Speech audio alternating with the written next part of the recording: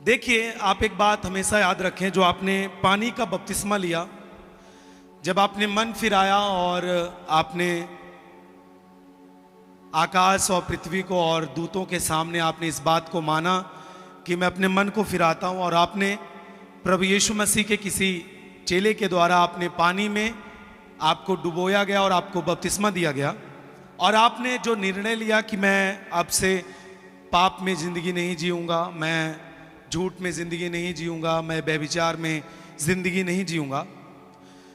अब ये तो था पानी का बपतिस्मा, लेकिन यदि आप जो चीज़ का आपने निर्णय लिया, एक ये है इस धरती पर जो नियम ठहराए गए, जो एक नियम ठहराया गया, एक धार्मिकता को पूरा करने का नियम ठहराया गया कि आपको पानी से बपतिस्मा लेना है जरूर, और पानी के बिना बपतिस्मा लिए हुए भी आपका उद्धार नहीं हो सकता। आप ध्यान से सुने।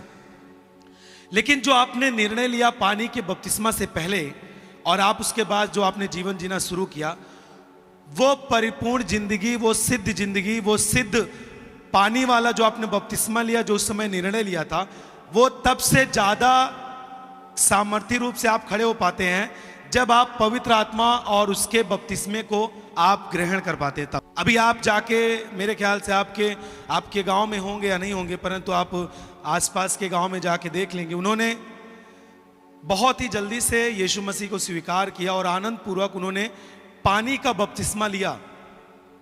उन्होंने पानी में डुबकी लगाया और एक प्रभु के चेले के द्वारा उन्होंने बपतिस्मा लिया पानी का। लेकिन मैं देखता हूं आज वो प्रभु में नहीं है, वो गाली गलौज में है, वो यीशु मसीह को अपना प्रभु नहीं मानते। अब उनको चाहिए था कि वो पवित्र आत्मा और आग के बपतिस्मे में जाते, ताकि वो फिर से दोबारा उस कंडीशन में जिससे वो निकले थे उसमें ना जाने के लिए उनको पवित्र आत्मा और आग की बपतिस्मे की जरूरत पड़ती है।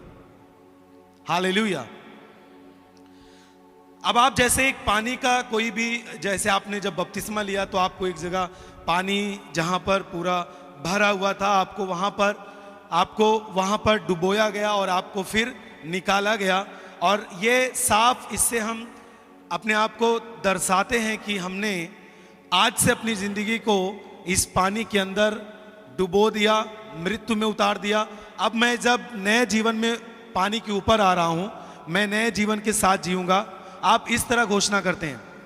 लेकिन जो आपका जीवन का जो निर्णय हुआ पानी के बपतिस्मे का, वो पानी का जो बपतिस्मा था उसको सिद्ध करने के लिए आपको पवित्र आत्मा और उसके बपतिस्मे की जरूरत है, नहीं तो आप कभी भी गिर सकते हैं, आपको कोई नहीं बचा सकता। हर एक मसीही जो पानी से बपतिस्मा लेता है, और जिन्होंने पानी से बपतिस्मा नहीं लिया, उनके लिए भी पवित्र आत्मा का बपतिस्मा होता है, और वो मैं आपको बताऊंगा कि किस तरह आप उसे ग्रहण कर सकते हैं। आमीन। और बहुतों में से आपने ग्रहण किया, परंतु आप समझ नहीं पाते कि मैंने क्या चीज़ें स्वर्ग से प्राप्त की है, और आप नहीं समझ पाते कि मैंने कुछ प्राप्त किए, लेकिन आप बदले होते, लेकिन आप समझ नहीं पाते कि मैंने क्यों आज मैं बदल पाया हूं। इसका मतलब यह है कि आपने स्वर्ग से ऐसी सामर्थ्य को अपने जीवन में पाया है जिसके द्वारा आप पवित्रताई में, जिसके द्वारा आप वचन के अनुसार खड़े हैं। आमीन। हालेलुया।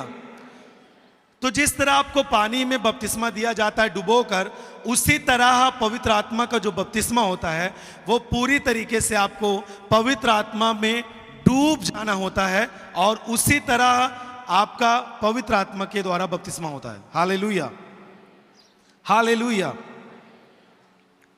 एक और पढ़कर वचन आगे जाएंगे, यूहन्ना रचित सुसमाचार उसका 1 अध्याय उसका 33 वचन। और यहां पर भी यूहन्ना ने इस बात को बोला है, और आप सुने, और मैं तो उसे पहचानता नहीं था, परंतु जिसने मुझे जल से बपतिस्मा देने को इस धरती पर भेजा, उसी ने मुझसे कहा, यानी पिता ने कहा, कि जिस पर तू आत्मा को उतरते और ठहरते देखे, वही पवित्र आत्मा से बपतिस्मा देने वाला होगा। आमीन। अब आप सोचिए कि आप जब बपतिस्मा ले रहे हैं पानी का, और एक पानी में बपतिस्मा देने वाला जो व्यक्ति है, जो परमेश्वर की ओर से ठहराया गया है, वो क्यों जोर दे रहा है इस बात का कि आपको पवित्र आत्मा का बपतिस्मा पाना है। वो क्यों जोर दे रहा है कि आपको पवित्र आत्मा का बपतिस्मा ग्रहण करना पड़ेगा। अपने जीवन में आपको पवित्र आत्मा को ग्रहण करना पड़ेगा। उसकी आग को आपको ग्रहण करना पड़ेगा। क्योंकि जब उसकी आग आपके जीवन में आती है, जैसे आप पानी में डूबते हैं, वैसे जब पवित्र आत्मा आपको आग के द्वारा बपतिस्मा देता है, तब आपको जैसे एक सोने को या फिर चांदी को अधिक चमकाने के लिए, उसे अधिक शुद्धता में ले जाने के लिए उसको आग में ले जाया जाता है और उसको तपाया जाता है। यदि सोनार अपने सोने को या फिर आपके पास जो भी सोना है उसे आप अच्छे से आग में जब तक नहीं तपाएंगे, वो शुद्ध सोना आप नहीं निकाल सकते। यदि उसे आप आग के पास ले जाकर 1 फीट की दूरी से आप गर्म करके वापस लाएंगे, तो मेरे ख्याल से वो आपका शुद्ध सोना नहीं निकल पाएगा।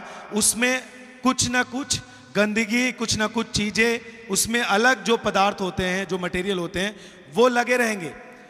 लेकिन जब आप उसे उस आग में ले जा करके रख देंगे और उसे आप पकड़े रहेंगे, वो आप देखेंगे कि किस तरह चमकता चला जाता है।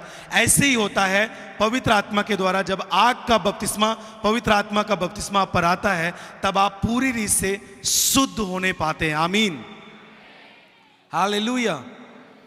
यानी आपको शुद्धता में जाने के लिए, आपको प्रभु की अगुवाई में चलने के लिए, आपको पवित्र आत्मा और उसके आग के द्वारा बपतिस्मे को ग्रहण करना पड़ेगा। आपको पूरी तरीके से उसके आग में उससे हो करके जाना पड़ेगा, ताकि आप शुद्धता के साथ निखर कर बाहर आ सकें।